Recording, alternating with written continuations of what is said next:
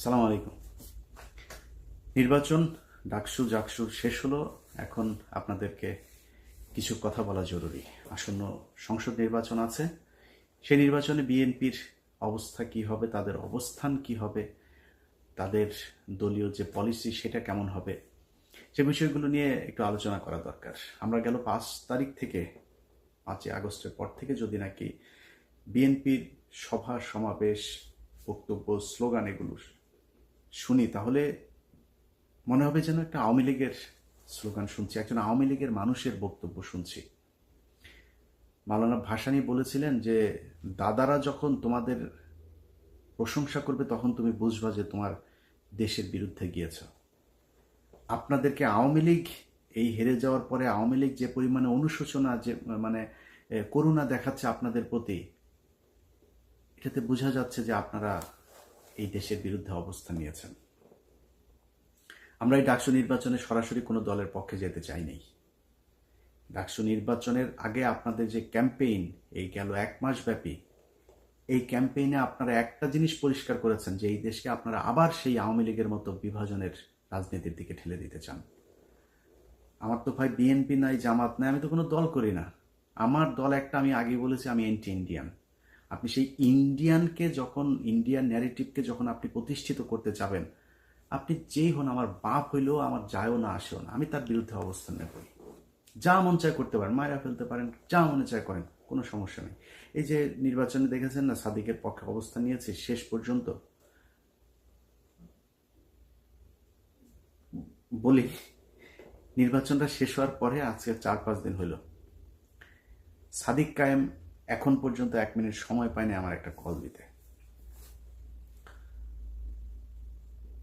এখন আমার এই ভিডিওটা দেখার পরে হয়তো শিবিরের জামাতের অনেকে তাকে হয়তো বলতে পারেন যে তুমি ইলিয়াসকে একটা কল দিতে পারতা।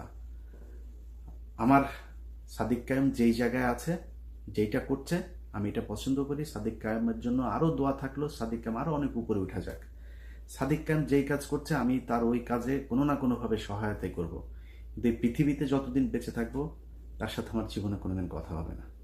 তার দরজা আমার কাছে, আমি বিশাল প্রভাবশালী ক্ষমতাশালী কিছু না, কিন্তু তার দরজা আমার জন্য সারা জীবনের জন্য বন্ধ। আমি জামাতের কাছ থেকে টাকা পয়সা নিয়া, শিবিরের কাছ থেকে টাকা পয়সা নিয়া তারপরে পক্ষে কথা বলিনি। এটা আমার শরীরের, মানে এটা আমার রক্তের মধ্যে। আমি বললেন না যে আমার রক্তের গ্রুপ হচ্ছে ইন্ডিয়া নেগেটিভ। আমার শরীরে আগুন জ্বলতে থাকে এই যে মুক্তিযুদ্ধের পালছাল নিয়ে যখন কিনা কথাবার্তা বলে। এটা ইন্ডিয়া পাকিস্তানের যুদ্ধ, ইন্ডিয়া নিজে স্বীকার করেছে। পাকিস্তানিরা ইন্ডিয়ানদের হাতে লিখে দিয়ে গেছে, আমাদের ওখানে কারোর থাকতে দেওয়া হয় নাই, তারা জাতীয় সঙ্গীত বানিয়ে দিয়ে গেছে। এই ধন ফোন নিয়ে তারপরে আপনি বিশাল ফিরিতি ভালোবাসা ইস্যু করি আমি এই মুক্তিযুদ্ধের মধ্যে। এটা কোনো মুক্তিযুদ্ধ না, এটা ভারত পাকিস্তান যুদ্ধ আমাদের এক দেশ থেকে আরেক দেশের হাতে লিখে দিয়ে গিয়েছে। এই 25-24 যে 5ই আগস্ট, এটা হচ্ছে আমাদের বিজয় দিবস। আবার যদি সেই পিছনে যাইতে চান তাহলে বারবার আপনাদের বিরুদ্ধে অবস্থান নেব। এইখান থেকে বের হয়ে আসতে হবে। আপনারা নির্বাচনগুলো থেকে মনে করেছিলাম শেখার চেষ্টা করছেন। নির্বাচনের পরের আপনাদের বড় বড় নেতাদের কিছু বক্তব্য শুনলাম, শুনে যেটা মনে হলো যে আপনারা সামনের নির্বাচনে, আসন্ন নির্বাচনেও আমাদেরকে ঠেলে দিচ্ছেন জামাতের দিকে। যদি এটা হইতে থাকে, সুস্পষ্টভাবে বলে দিচ্ছি, আমরা ঠিক আবার সেখানেই চলে যাব। নির্বাচনে হারলেন, বললেন কারচুপি করা হয়েছে। ভাই, আওয়ামী লীগের মতো ডাকাতি করা সম্ভব এখানে। জোর করে যারে মন চায় তারা ডিক্লেয়ার করে দিবেন, ওই পরে মেকানিজম করবেন, সেটা হইতে পারে।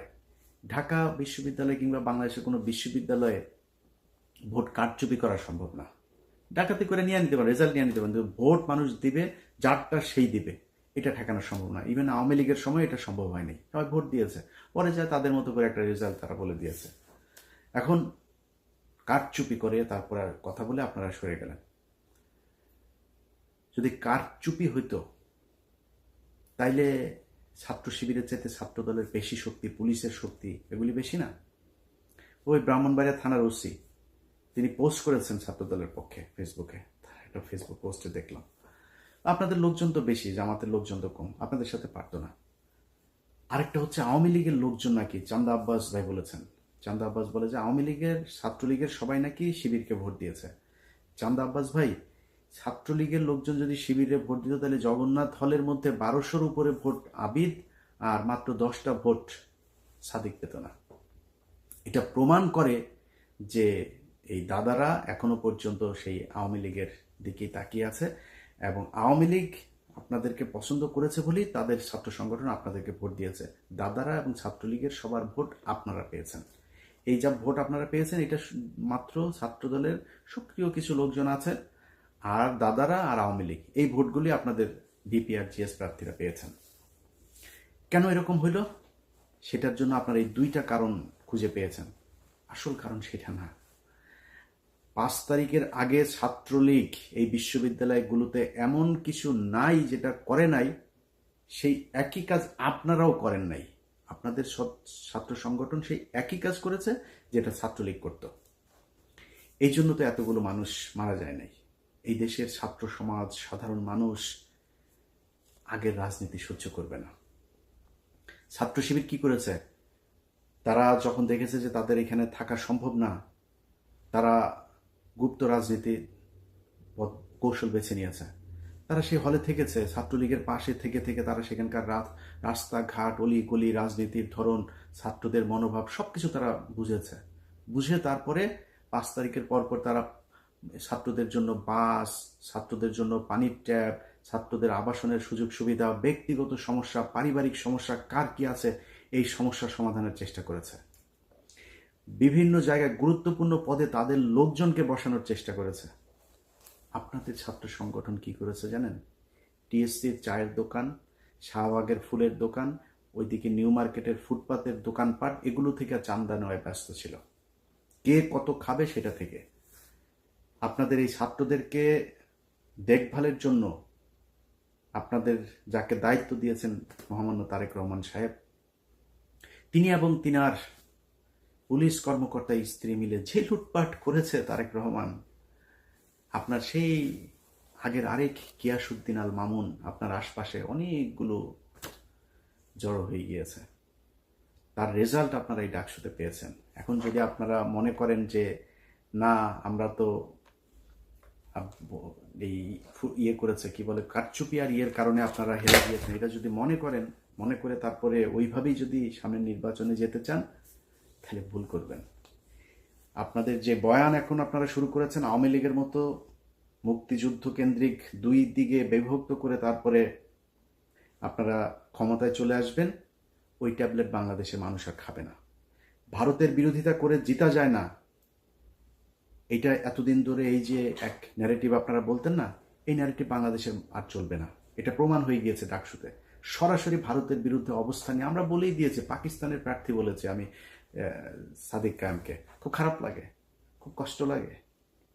পাকিস্তানি স্বীকার করলো, অনেকে এটা নিয়ে আবার ওনাদের গ্রুপে ওনাদের ভেতরে আবার খুব ই করে কত সাহস, কত কিছু বললো। আমাদের মা বোনেদের 2 লক্ষ মা বোনকে তোর মারে পাকিস্তানিরা লাগিয়েছে রে, তোর মারে আন ইয়ে টেস্ট আন, তোর কোন কোন মাকে বোনকে কার কার আওয়ামী লীগের কার কার মা বোনরে ধরে নিয়ে তারপরে ই করছে নিয়ে আয়।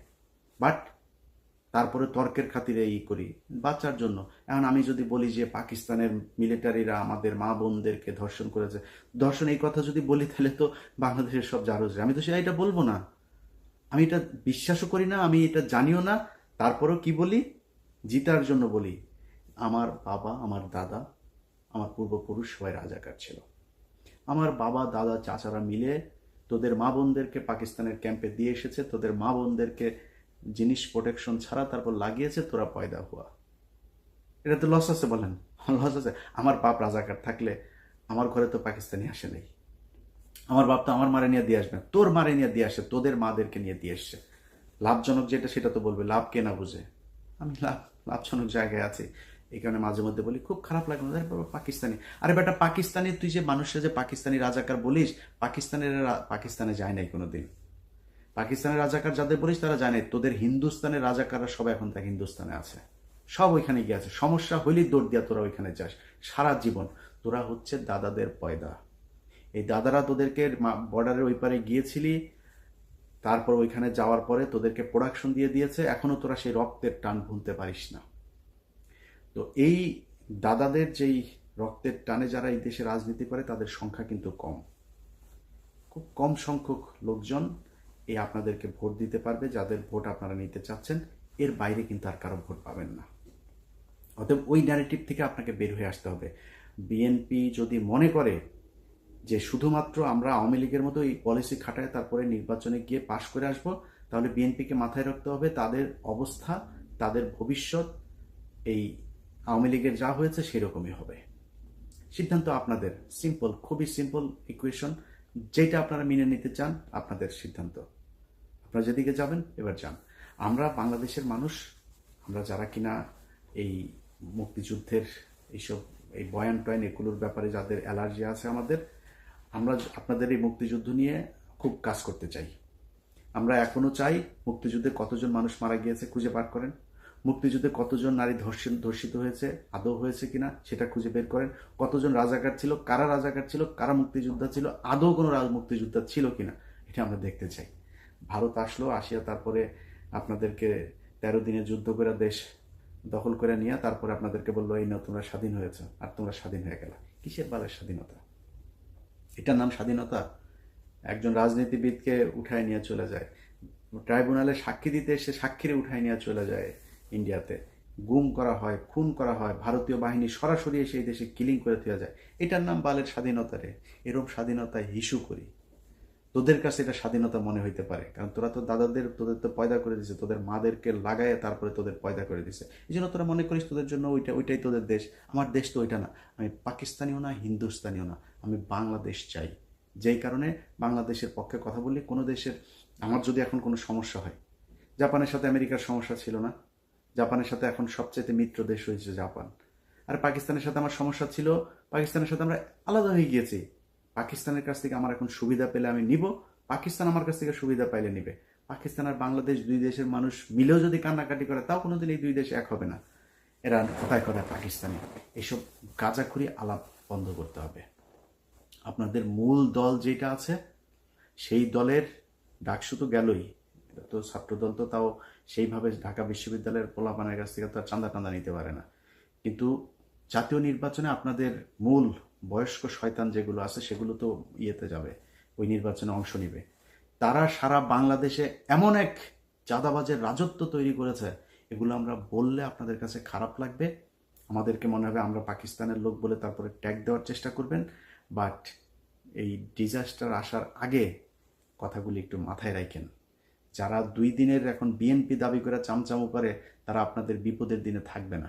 আমাদের মুখ থেকে কোনোদিন জিয়াউর রহমান, তারেক রহমান, খালেদা জিয়া, তাদেরকে না খারাপ সময় কোনোদিন খারাপ কথা বের হয় নাই, তাদের মুখ থেকে বের হয়েছে। নাকে খত দিয়েছে, খত দিয়ে আওয়ামী লীগে যুক্ত হয়েছে। আবার আমরা যাইনি।